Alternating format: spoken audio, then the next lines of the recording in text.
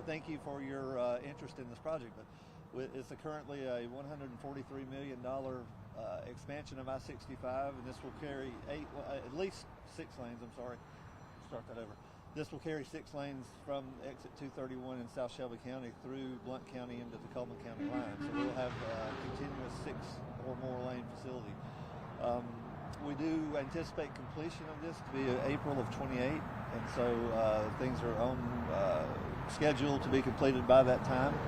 We'll in that process, we are replacing 8 bridges with wider, more modern bridges, and building the 6 lanes to connect those bridges that will be open by April of 28. So again, we'd like to ask all the motorists to continue following the traffic control and the speed limits that we have in place, and pay attention as we have traffic shifts, and you will see that, and we will make people aware of that whenever we do shift traffic in the near future to ride on the new bridges. So thanks again for your time, and turn this over to Skip Poe.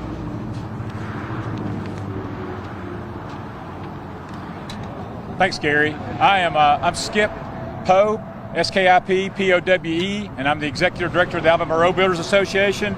I'm representing the industry in general. We have each phase, as Gary was talking about, has got a prime contractor.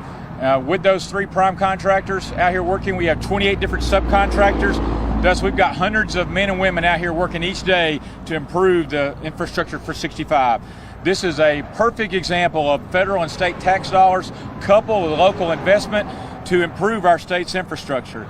These additional lanes are going to improve safety and traffic flow, which is going to help businesses be more efficient and help the freight movement move more safely and efficient. Just more importantly, or just as importantly, it's going to reduce commuting time, which is going to improve or help the local communities, which is we all know what commuting like is in South Shelby County here on 65. That's just going to benefit the state and Shelby County's economy and improve the quality of life here. This wouldn't be possible without our political leaders making it the funding possible. We want to thank Senators Britt and Tuberville and our congressional delegation for making the appropriations possible each year. Of course, we need to thank Governor Kay Ivey and her administration for prioritizing the work, and of course, Lieutenant Governor Will Ainsworth for being the chief advocate for 65 improvements. We all know that the 65 is the lifeblood of our state's transportation network, and this project would not be possible without their leadership. A couple of things, like Gary was alluding to on some awareness for the public, is that there's a lot of work going on in a compressed area, and there's a lot of things to attract your attention away from the roadway. So please obey posted speed limits and focus on the roadway and not all the different work that's going on. I don't think the public realizes what a mirror, if a worker is standing next to a barrier rail, what a mirror at even 55 miles an hour would do, much less at 70. An arm, a shoulder, your head, it can be fatal in a matter of a split second. And what a lot of drivers don't realize is that 80% of fatalities and injuries in work zones are not the workers, that's drivers and passengers. That's your brother or sister, that's your child, that's your coworker, that's your neighbor. And at the end of the day, we want the public to get home safely, just like we want our workers to get home safely at the end of the shift.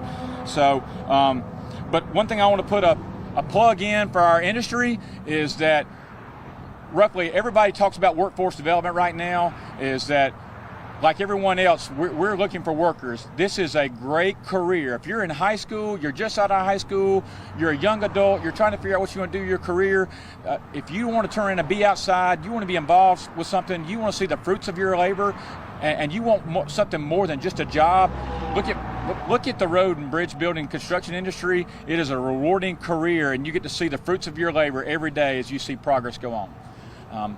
That's all I've got. John, if you want to open up for questions. Skip, does anybody have any questions on the status of the project? Yes. How long are we looking at this to take? Okay. So as they may have alluded to, this project is 3 different phases. There's a southern phase, a middle phase, and a northern phase. They will actually be completed from south to north. The southern phase will be completed in general by, I believe, summer or fall of next year. The middle section will be done the following year, and the northern section will be complete by spring of 28. We will not open the entire project to 3 lanes of driving until the spring of 28.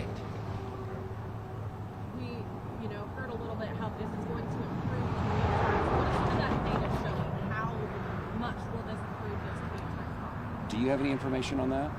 Todd, do you have any information on commute times? Okay.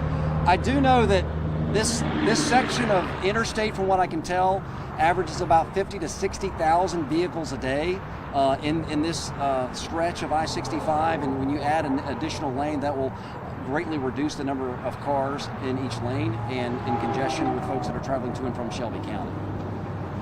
But as for a driving time, I really don't know.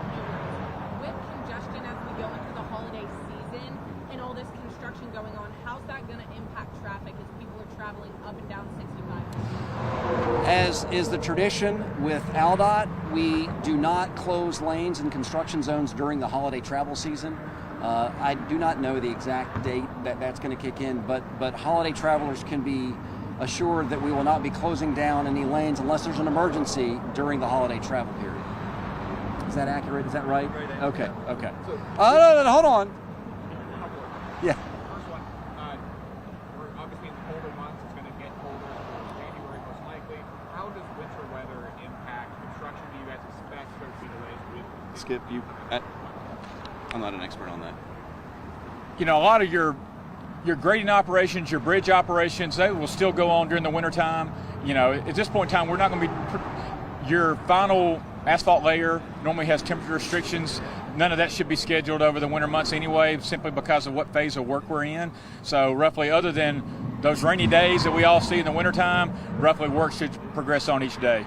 And my other question, whoever can take it, we talked a little bit about safety for workers. Have there been any incidents so far during this construction?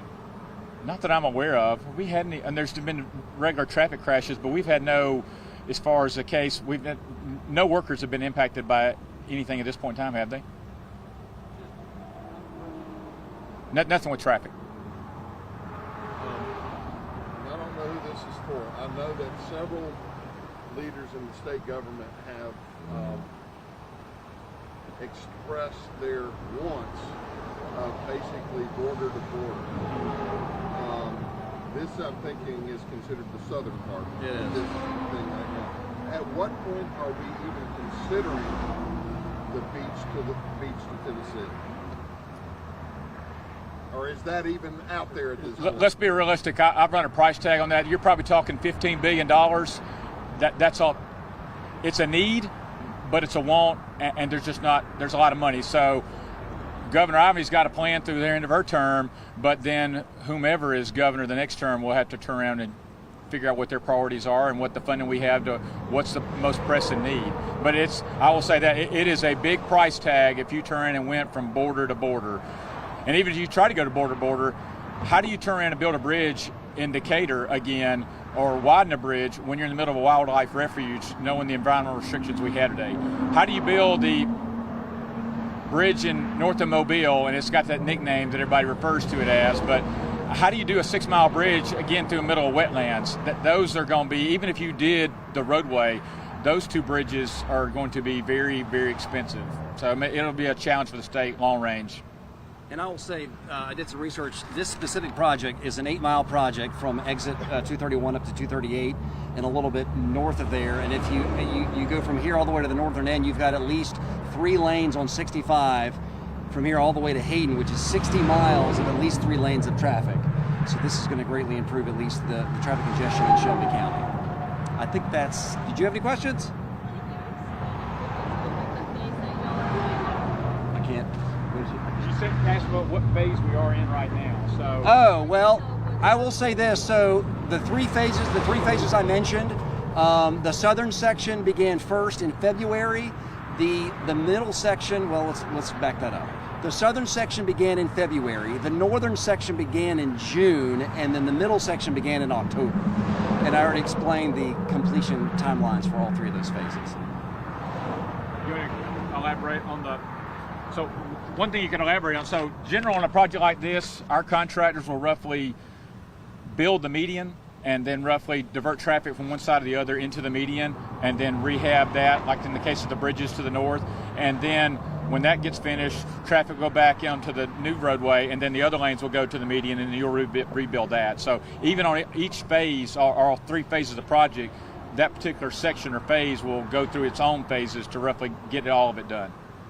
And the northern face is taking the longest because there's 6 bridges that have to be worked. Are there upcoming road closures? That would be, you probably know that better than me. Upcoming road closures.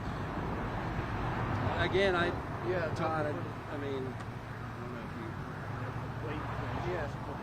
Okay. Not through the not till after the holidays at least. In general, in between the barriers, you're roughly, all the work's confined to there unless just something happens one day that roughly it's got to be contended with. I think that's going to do it. Well, again, thank you so much on behalf of the Governor of Alabama, Kay Ivey, and the ALDOT Director, John Cooper. We thank you for coming today, and we're going to give you guys a chance to get some media opportunities or video opportunities as well. So, thank you. Thank you, John.